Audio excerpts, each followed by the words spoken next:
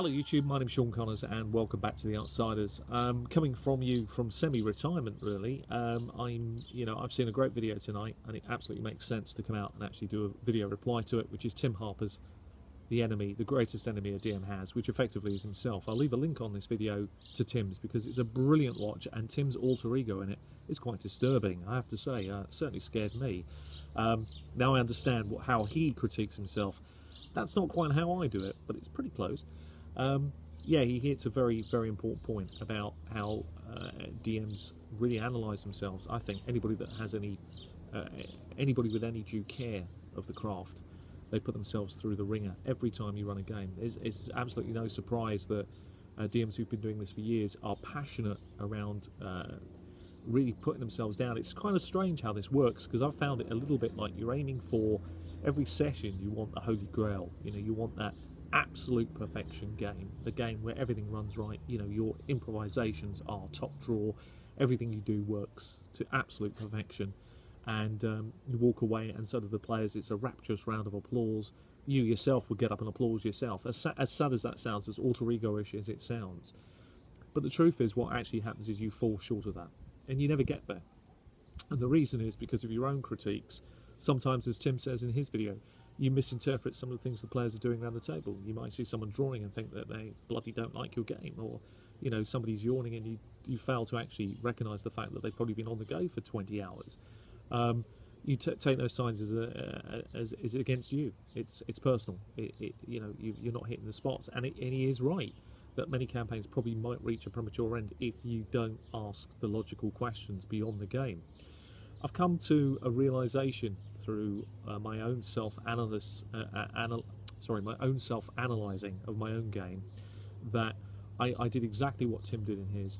I've come out the other side and wanted to teach others, so I had to critique my own skills. I had to understand how I do certain things and what works and what doesn't work.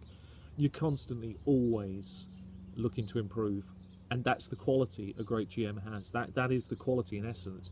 I don't beat myself up the way I did 5 years ago, and the reason is I've now reached a point where I realise that there's no longer any need to do that. The truth is, and the reality of it all is the simple thing. It's all about the footfall. It's all about the footfall. The players would not come. They have busy lives. They have lives the same as me and you, and they have many reasons that could hold them back. There are so many, it's pointless talking about them on here, but you understand where I'm coming from. You know it's true.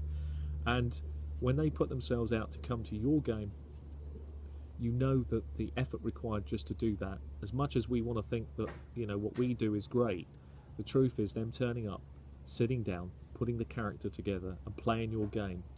That's the real testament to the fact that they're happy. Because you can trust me on this. As soon as they're not happy, as soon as they're in the slightest bit annoyed about your campaign, apologise about the background noise, one of our children is being told off. That's because they're not doing things well enough. But as soon as things are not working out in a game, I can guarantee you'll start to hear about it. And the other thing that would happen pretty damn quick as well if it wasn't addressed, people just won't turn up. It's the footfall. In essence, that's the quickest way to work out whether something is working. If you're losing players hand over fist, something is very wrong. It might be you, it could be the dynamic of the group, but you can pretty much tell there's something not fundamentally right. If it was, people would make the effort. That's the reality. So if things are working, don't beat yourself up. Don't lose any sleep over it and keep running and keep enjoying it and keep enjoying that feeling. Yes, you'll have highs and lows in your game. I believe in the past we've called it a crescendo, and I think that's a great way of looking at it, like a concert. You'll have your high moments, you'll have your low where it's quite sad, but that's the journey, that's the campaign, and that's the fun. Because you've got to remember, along that journey, that campaign, you'll put in hours. You know, the group and yourself will be sat down for many hours over hopefully a long period of time. I believe even with modern games, most games run a year plus, 18 months to 2 years for a game. Say Pathfinder, it's a great one to use. Take characters up to about 20th level. That's a good campaign. There's a lot of time that's gone into that. Wouldn't be unrealistic to say a couple of 250 hours or more would have gone into that, possibly quite a lot more.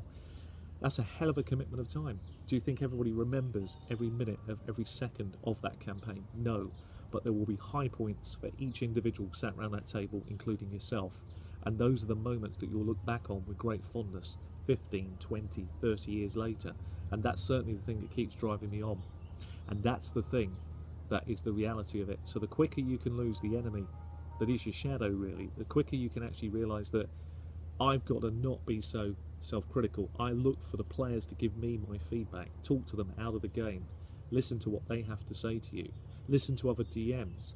You know, there's a great thing, you know, I always think it's great when you've got an opportunity, if somebody's in your group who's also a DM, their opinion is going to be very valuable to you, particularly if you trust them, particularly if you're good friends. It's going to be useful. But you take all the opinions on board.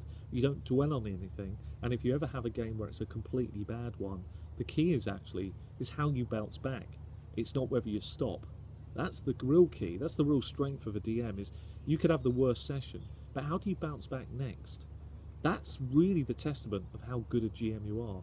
You can have a bad one, we're all allowed them, but it's how you bounce back. And remember, when the campaign's done, they won't remember that. Although it may have its high point, and that may also be quite funny, but they'll certainly remember all those little high points for them individually along the way, and I'm sure you will too.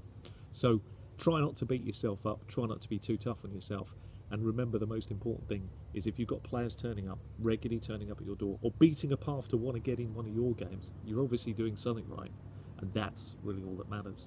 As for everything else, it's horses for courses. It doesn't matter, does it? It doesn't matter what you think of someone else, no matter how great a pedestal you put them on. It's what your players think of you that counts, and nothing else.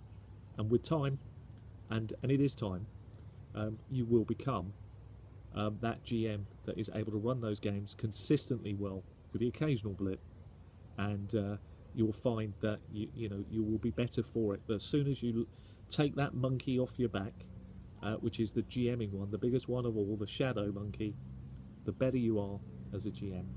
Anyway, I've been Sean Connors. This has been Outsiders, replying to Tim's fabulous video about DM's worst enemy. Thanks, Tim, for it, and I look forward to seeing your alter ego again in another video soon, I hope. Anyway, take care of yourselves, happy gaming, and it's been my pleasure to come back tonight. See you soon. Bye-bye.